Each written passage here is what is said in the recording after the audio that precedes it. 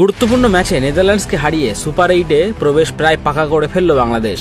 এই ম্যাচে না খেললেও বাংলাদেশের সুপার 8-এ জায়গা পাকা করার দিনেই বিশ্বকাপ থেকে এলিমিনেট হয়ে গেল শ্রীলঙ্কা।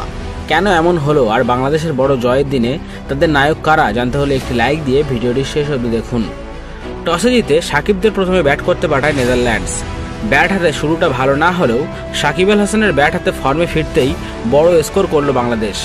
তানজিদ হাসান আর মাহমুদুল্লাহর সাথে পার্টনারশিপ গড়ে এই গুরুত্বপূর্ণ ম্যাচে সাকিব করেন 64 রান, যার ফলে 20 ওভার শেষে বাংলাদেশ 160 রানের লক্ষ্য রাখে নেদারল্যান্ডের সামনে।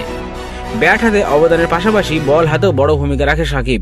13 ওভারে 100 রান তুলে ভালো পজিশনে থাকা নেদারল্যান্ডের বিরুদ্ধে উইকেট না পেলেও সাকিব নিজের করা 14 নম্বর ওভারে মাত্র 5 রান দিয়ে যে প্রেসার তৈরি করেন, তার ফলেই পরের ওভারে রিশাদ হোসেনের বলে মারতে গিয়ে নেদারল্যান্ডের 2 ব্যাটার আউট হয়, যার ফলে ম্যাচে জয়ের পাল্লা একসময় নেদারল্যান্ডের দিকে থাকলেও তা ঘুরে যায় বাংলাদেশের দিকে। আর তারপর মুস্তাফিজুর এসে ডাচদের শেষ ভরসা ক্যাপ্টেন এডওয়ার্ডকে আউট করে বাংলাদেশের জয় নিশ্চিত করে। রিশাদের 3 উইকেট ছাড়াও তাসকিন আহমেদ 2টি উইকেট নেন। এই ম্যাচটির জয়ে কতখানি গুরুত্বপূর্ণ ছিল তা বোঝা যায় সুপার 8-এ কোয়ালিফাই করার দিক দিয়ে। এই ম্যাচে যে দল জিতবে তারা সুপার 8-এ কোয়ালিফাই করার সবচেয়ে কাছে থাকবে। আর এই ম্যাচ না খেলেও শ্রীলঙ্কা বিশ্বকাপ থেকে বিদায় নিল। আর এই গুরুত্বপূর্ণ ম্যাচে বাংলাদেশের জয়ের নায়ক হলো সাকিব আল হাসান ও রিশাদ হোসেন। ব্যাট হাতে সাকিবের 64 রানের ইনিংস আর বল হাতে 15তম ওভারে রিশাদের জোড়া উইকেট যে বাংলাদেশের জয় সুনিশ্চিত করেছে তা বলার অপেক্ষা রাখে না। সাউথ আফ্রিকার বিরুদ্ধে একটু জন্য হারের পর বাংলাদেশ যেভাবে ফিরে আসবে তা সকলের জানা ছিল।